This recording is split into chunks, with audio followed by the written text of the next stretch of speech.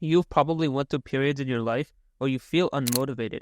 You feel kind of sad. And even though you may be practicing and maybe praying still consistently, you still feel kind of even depressed. Honestly, this is completely natural. Life just has ups and downs sometimes, and Allah tells us this. Sometimes life is going to be easy and you're going to be motivated to do things, whereas other times you're going to feel unmotivated. You're not going to feel like you have energy. Now, of course, I had things like this happen in my life, or periods in my life where I was a bit sad or unmotivated to do things. And I feel like there's a very simple process to figuring out and actually solving this problem. Because a lot of times we like to think that it's not in our control and it's not in our power to change it, but this is very far from the truth. In many cases, there's a very clear reason why things like these happen. And a lot of times, it might even be things like Allah punishing you. And this is actually the first tip I would give you, which is understand that there's usually, in many of these cases, now not all, and I'll get to that later, but in most of these cases, there's going to be a specific thing you're doing, which usually is a sin, that's making you feel this way. And even if you're practicing, right, even if you pray 5 times a day and read Quran daily, then there still could be things that you do in your life that's really hindering your iman and just making you feel depressed. So for example, you could still be a generally practicing Muslim, but you could have the bad habit of listening to music maybe.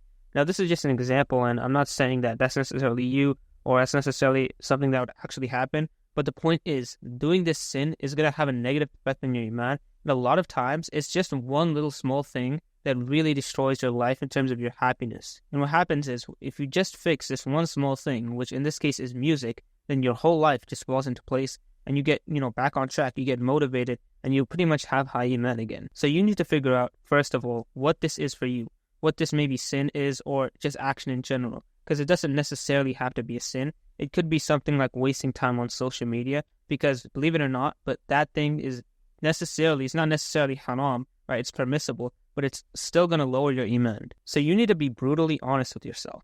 What I would recommend is spending time just to reflect, right? Spending time by yourself, thinking, maybe like after prayer, you're just sitting there, just reflect on how your life is going and about the habits that you have in your life. A lot of times you actually already know what's holding down your iman, but you just kind of don't want to admit it because, let's be honest, it's very hard to disattach from these things. But if you're actually honest with yourself and figure out what it is, then it's as easy as cutting that thing out.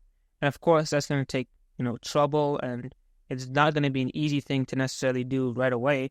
But if you just, keep on doing that over the period of weeks or months, just trying to get rid of that bad habit, and of course, making dua constantly to Allah to help you with it, then inshallah, you should be able to break it. And then after that, it's honestly smooth sailing. Another common cause of sadness or general feeling of depression in the Islamic perspective is what I like to call dependency on things other than Islam. So this is something that I figured out in my life. Basically, you are dependent on things in terms of your happiness. So for example, you might be dependent on your friends because, you go out with your friends, you hang out with your friends, and that makes you happy. And a lot of people are dependent on multiple things, right? Maybe it's sports that make you happy. Maybe it's going out with your friends. Maybe it's shopping. I don't know. It could be anything. But the problem with these things is that they're not going to be always consistent. For example, your friends are going to maybe not always hang out. Maybe they're busy. Maybe they're doing something, which means that when you're not going to hang out with your friends, you're going to be unhappy because you built this dependency on doing that thing. Maybe if you're dependent on doing well in a certain sport because you love that sport, then what happens is you have an off game, then the whole day you're just going to be annoyed and just have a bad day just because you did bad on that game. So at one point in my life, I was just a little down and I had low iman. So I was reflecting and I realized that you need to be dependent on Allah only and Islam only as a religion. The reason why is because Islam is something that never can let you down. I mean, think about it, right? It's Allah.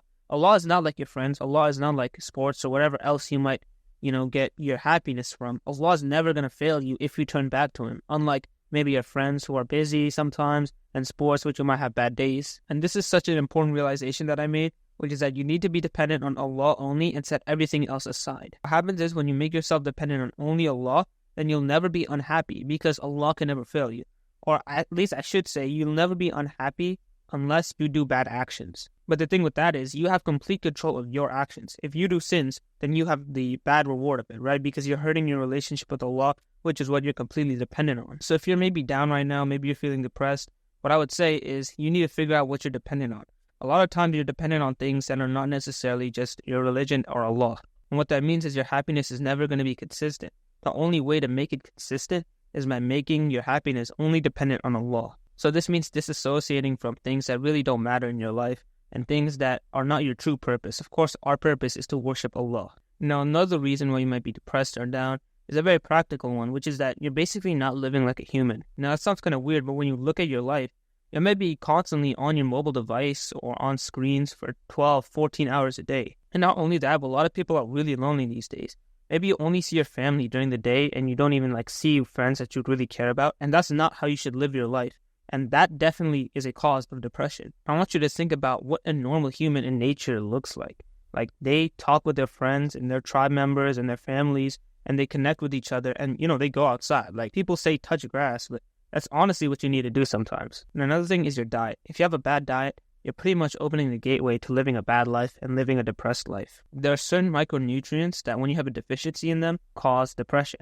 So these things are like zinc, magnesium, and B vitamins. And there's also others, but those are the main ones. My very simple diet advice is just eat less processed foods and eat more real whole foods. Eat things that you'd find in nature, like meat, eggs, fruit, and just things like that. Now, another thing that's important to know is that this sadness or this depression might just be a trial from Allah. And Allah says that He will not burden a soul more than it can bear. So Allah gave you this because He knows you can get through it. And after you get through it, you'll realize that it makes you a better person. Sometimes you just need to have trust in Allah because Allah knows what's best for you and you don't necessarily know what's best for you. And another idea that I really like is who said that this life was supposed to be enjoyable? Allah tells us that this is not our real life. Our real life is the akhirah. And so there's no reason to actually believe that this life is supposed to be enjoyable. In fact, this life is supposed to be a test. The next life is supposed to be our enjoyment. So even if you're sad or down or depressed, understand that you're not necessarily supposed to enjoy this life. Of course, there's enjoyment, but it's not like it's a requirement. So just trust Allah and keep doing the good things. Even if you feel bad or feel down, just understand that you need to have trust in Allah because the real life comes after death. Anyway, that's all I have for this video. I hope Allah makes all of our sadnesses easier. Assalamu alaikum.